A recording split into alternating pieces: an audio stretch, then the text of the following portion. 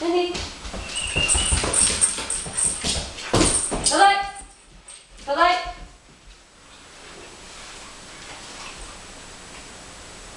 Roger. Good girl. Good girl. Listen. Listen. Good girl. Trở đây, trở đây. Trở đây. High five. High five.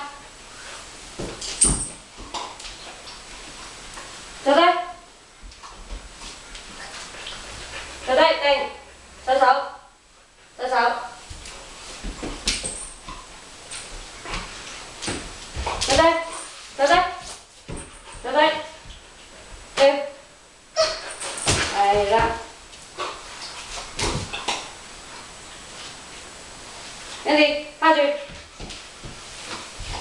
Lẹ, lẹ. Lẹ, lẹ. Đi sân. Đây.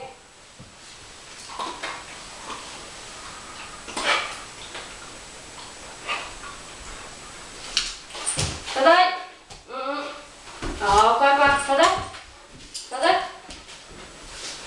Vào đây. Vào đây.